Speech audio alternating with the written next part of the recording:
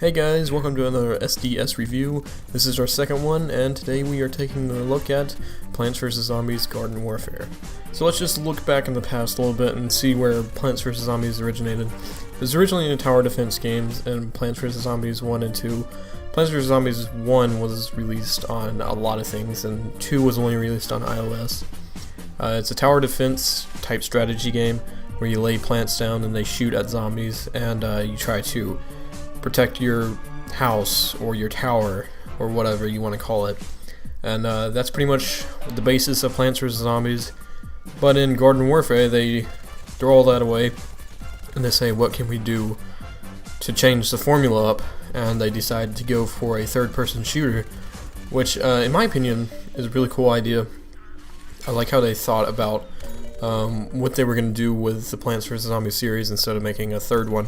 They're like, let's branch out and make a shooter first, and then we'll see where we're at. And the weird thing is, Plants vs. Zombies 2 didn't come out too terribly long ago. I'd want to say it's been out for about a year now.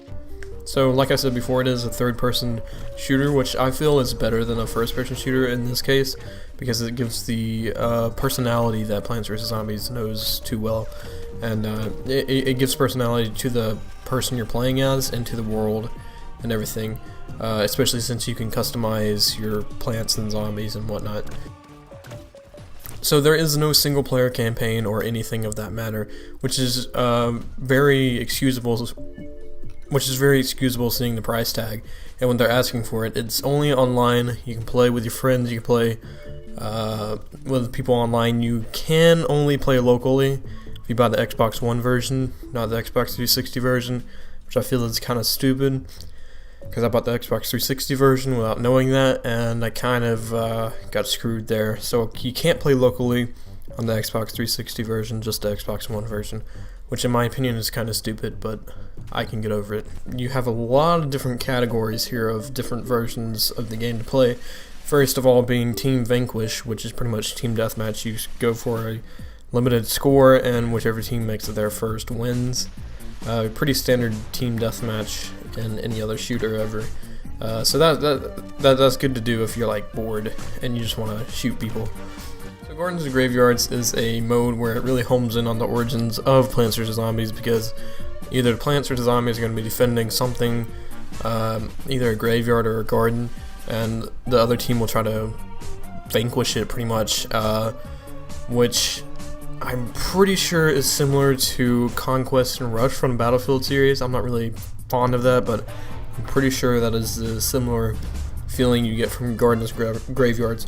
So it is mixing it up a little bit with that, and I think it's a cool idea that they went back to their origins and tried to manipulate that into a shooter, and it works really well. I do enjoy Gardens and Graveyards. So next we have this gnome bomb, where you secure a gnome bomb and try to plant it at the other team's base and blow it sky high. This one is really fun, and it can get really intense, because if you're the guy holding the bomb, you're looking for your partners to defend you, and you're looking for yourself to defend you, because you got to get that thing over to the other person's garden and blow it up. There's a time limit when you plant it, so you got to defend it as well, and it really is hard. It's not something you go and pick up the bomb, you go and plant it, and you win. There's back and forth. There's a lot of back and forth, and a lot of times you'll meet the clock, and but sometimes when you do get the bomb in, and it's you that planted it, and you're defending it, and you'll win, it's a great feeling. And like I said, it's really intense gameplay in Gnome Bomb, and it's probably one of my favorite modes, next to Garden Ops, which we'll get into in a little bit. Next we have is mixed mode, pretty much a game mode where Team Vanquish and Gardens and Graveyards are connected. It pretty much eliminates the need to go back to the main menu and select Gardens and Graveyards between Team Vanquish. It'll just switch between the two modes, which is pretty convenient, but that's not really worth mentioning as a separate mode in of itself. Last mode is Garden Ops, which is really the only single player thing you can do in Plants vs. Zombies Garden Warfare. Which is pretty cool, but you will have a really hard time doing it, and I would recommend playing with somebody if you are going to do Garden Ops. Garden Ops is a mode where it's pretty much a survival mode. There's up to 4 players. You defend a garden of yours where you choose it, and this onslaught of zombies will come. NPC zombies. It's not like other players are coming to invade it. NPC zombies. There's 4 of you. It'd be better if you were with friends because you could communicate, but it also works online as well. There's 10 rounds, and after the 5th round and 10th round, there's bosses where you can get an array of bosses to fight, and they can be really difficult. I've died several times in Garden Ops. In Garden Ops, it also introduces the ability to plant plants into these pots, which you get by opening sticker packs, which I'll get to in a little bit. And you can use those as defense, kind of like in the Plants vs. Zombies original games. You planted plants in pots to defend yourself. You can do that to plant plants around your garden to defend against certain zombies. Certain zombies are stronger than others. You'll see some returning from the original Plants vs. Zombies, like the normal zombie, flag zombie, door zombie, and whatnot. And it's pretty cool to see all these zombies return and have them NPCs, but still be difficult and challenging. And like I said, I think it's better if you play with your friends because you have that communication. But even if you're not playing with your friends, people online are better. And then the hardest to do is by yourself, which is still possible, but it is not recommended. So the characters available in this game are, there's 2 sides, obviously, plants and zombies. The plant side has the pea shooter, the sunflower, the cactus, the chomper. The pea shooter is pretty much all around a character. It's my favorite character out of the plants. The sunflower is your healer, your medic, and whatnot. He controls your health pretty much. The cactus is your sniper of the group, and the chomper is the melee weapon of the group. He can like go on the ground and like pretty much get up in your face and close and personal. In the zombies corner we have the scout, which is again all around person. Engineer, which is it's kind of like a heavy class, but it's not really like a direct sniper class. I would include that into the doctor and the zombies, but engineer is something on its own. The all-star is like the tank, and then the doctor is the medic.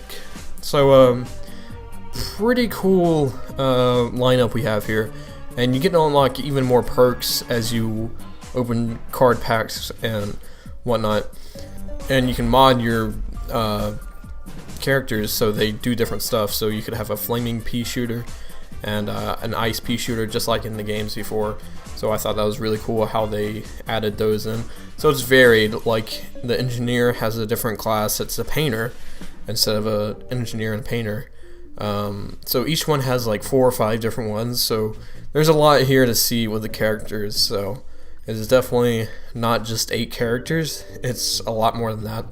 So I think that's really cool how they went about that. Speaking of the characters, each have special abilities.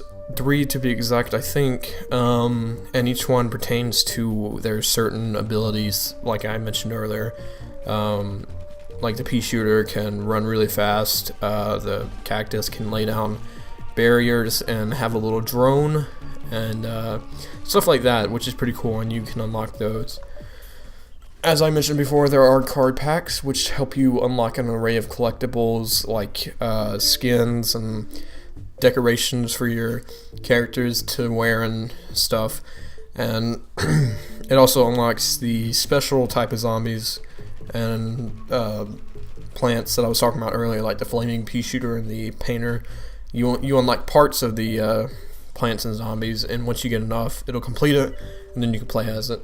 It'll also unlock the little potted plants in Garden Ops. You can use those, and it unlocks a bit of other things that I'm not really sure what they are, to be exact, but yeah, it's pretty cool. And they just recently added microtransactions. I haven't really used those because I find playing matches is easier to rank up, and I don't really know why you would use microtransactions, because it's fairly easy to get coins and unlock these packs just by playing the game. So I don't know, maybe for impatient people, but I really have no reason to do that because they make it very easy to unlock these packs. It is not pay to play. Next we have his graphics. I had a really tough time looking at this game on the Xbox 360 because it would take forever to load, and it just didn't look good at all. Character models were about the only thing that really looked decent. Besides that, it looked pretty bad, and I can tell they just ported it over from the Xbox One and downgraded. So if you're gonna play this and you have the option between the Xbox 360 and Xbox One, definitely go with the Xbox One version because you get, again, local play and probably a lot better graphics because the Xbox 360 one is pretty terrible. Final thoughts is this is a really fun, quirky shooter you won't find every day. If you're a fan of Plants vs. Zombies series, pick it up. You'll see a lot of your old friends from the previous 2 games fighting in a battlefield. I mean, what can you not love about that? That's pretty cool. And for Garden Ops itself, it's pretty fun. It's a solid price for Xbox 360 and Xbox One. It's not full price, so this is definitely one to check out, and I will put a lot of hours into it. It's definitely unique in the age where shooters are pretty much all the same nowadays, and it really stands out, and I'll give this game a 9 out of 10.